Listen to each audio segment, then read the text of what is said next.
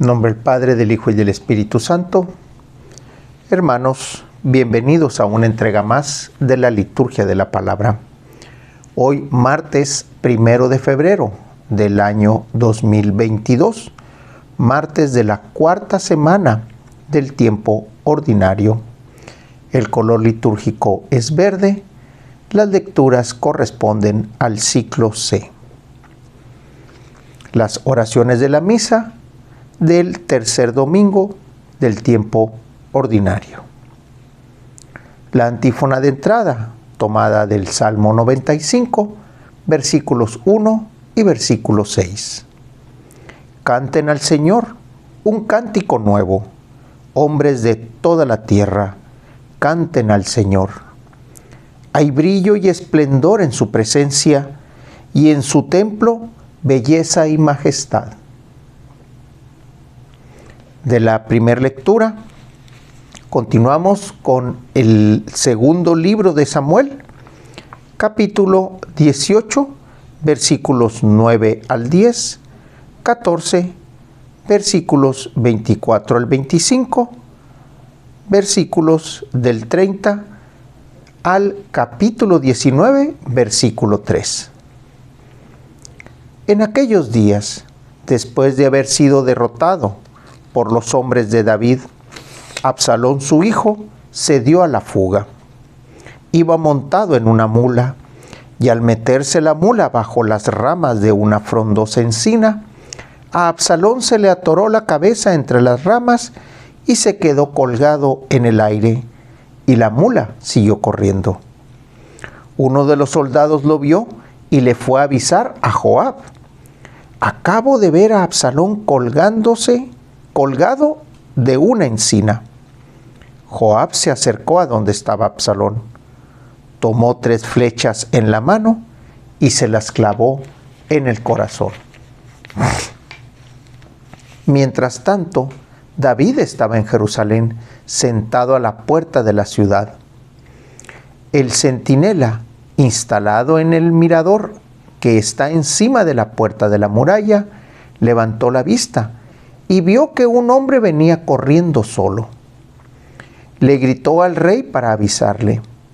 El rey le contestó: si viene solo, es señal de que trae buenas noticias. Déjalo pasar. Tú, quédate ahí.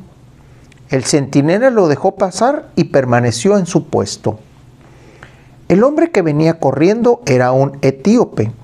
Llegó a donde estaba el rey y le dijo: le traigo buenas noticias a mi señor, el rey. Dios te ha hecho justicia hoy, librándote de los que se habían rebelado contra ti. El rey le preguntó: pero, mi hijo Absalón, ¿está bien? Respondió el etíope: que acaben como él todos tus enemigos y todos los que se rebelen contra mi señor, el rey. Entonces el rey se estremeció, subió al mirador que está encima de la puerta de la ciudad y rompió a llorar, diciendo: hijo mío Absalón, hijo mío Absalón, ojalá hubiera muerto yo en tu lugar, Absalón, hijo mío. Le avisaron entonces a Joab que el rey estaba inconsolable por la muerte de Absalón. Por eso, aquella victoria se convirtió en día de duelo para todo el ejército, cuando se enteraron de que el rey estaba inconsolable por la muerte de su hijo. Por ello, las tropas entraron a la ciudad furtivamente, como entra avergonzado un ejército que ha huido de la batalla. Palabra de Dios. El profeta Natanael le había dicho a David que la muerte por espada iba a estar presente en su casa. También hay que ver que David lloró por el hijo que tuvo con Betsabé. Y aquí su hijo Absalón que estuvo en contra de él, que quería matarlo y quería derrocarlo, hoy llora David la muerte de ese hijo.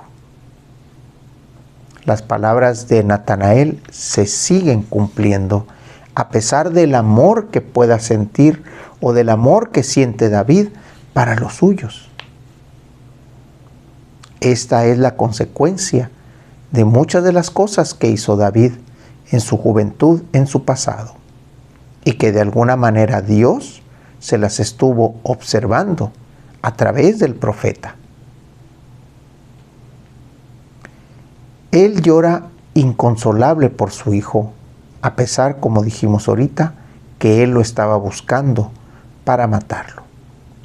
Es el amor que todo padre siente por los suyos. Es el amor verdadero que el padre siente a pesar de que el hijo esté en contra de uno. Del Evangelio tenemos al evangelista Marcos, capítulo 5, versículos 21 al 43. En aquel tiempo, cuando Jesús regresó en la barca al otro lado del lago, se quedó en la orilla y ahí se reunió mucha gente. Entonces se acercó uno de los jefes de la sinagoga, llamado Jairo. Al ver a Jesús, se echó a sus pies y le suplicaba con insistencia: mi hija está agonizando, ven a imponerle las manos para que se cure y viva. Jesús se fue con él y mucha gente lo seguía y lo apretujaba. Entre la gente había una mujer que padecía flujo de sangre desde hacía 12 años. Había sufrido mucho a manos de los médicos y había gastado en eso toda su fortuna, pero en vez de mejorar, había empeorado. Oyó hablar de Jesús, vino y se le acercó por detrás entre la gente y le tocó el manto, pensando que con solo tocarle el vestido se curaría. Inmediatamente se le secó la fuente de su hemorragia y sintió en su cuerpo que estaba curada. Jesús notó al instante que una fuerza curativa había salido de él. Se volvió hacia la gente y le preguntó: ¿quién ha tocado mi manto? Sus discípulos le contestaron: ¿estás viendo cómo te empuja la gente y todavía preguntas: ¿quién me ha tocado? Pero él seguía mirando alrededor para descubrir quién había sido. Entonces se acercó la mujer, asustada y temerosa, al comprender lo que había pasado. Se postró a sus pies y le confesó la verdad. Jesús la tranquilizó diciendo: hija, tu fe te ha curado. Vete en paz y queda sana de tu enfermedad. Todavía estaba hablando Jesús cuando unos criados llegaron de casa del jefe de la sinagoga para decirle a éste: ya se murió tu hija, ¿para qué sigues molestando al maestro? Jesús alcanzó a oír lo que hablaban y le dijo al jefe de la sinagoga: no temas, basta que tengas fe. No permitió que lo acompañara más que Pedro, Santiago y Juan, el hermano de Santiago. Al llegar a la casa del jefe de la sinagoga, vio Jesús el alboroto de la gente y oyó los llantos y los alaridos que daban. Entró y les dijo: ¿qué significa tanto llanto y alboroto? La niña no está muerta, está dormida. Y se reían de él. Entonces Jesús echó fuera a la gente y con los padres de la niña y sus acompañantes entró a donde estaba la niña. La tomó de la mano y le dijo: Talita cum, que significa: óyeme, niña, levántate. La niña que tenía 12 años, se levantó inmediatamente y se puso a caminar. Todos se quedaron asombrados. Jesús les ordenó severamente que no lo dijeran a nadie y les mandó que le dieran de comer a la niña. Palabra del Señor. Dos milagros, dos eventos muy interesantes los que nos narran estos versículos en la liturgia del día de hoy, tomada del evangelista Marcos, del capítulo 5, versículos 21 y 43. Hay que leerlos con detenimiento. Lo primero es que Jesús apenas había llegado y la gente ya lo estaba esperando. Muy probablemente habrán oído o se habrán enterado de una manera muy rápida lo que había pasado con el demoniado de Genezaret, que fue el que leímos ayer. Llega y ya lo está esperando. Aparte de la gente que lo seguía, lo estaba esperando también Jairo, jefe de la sinagoga. Cuando Jairo se le acerca y se le postra, dice, se le echó a sus pies y le suplicó, cura a mi hija. Fue lo que le dijo.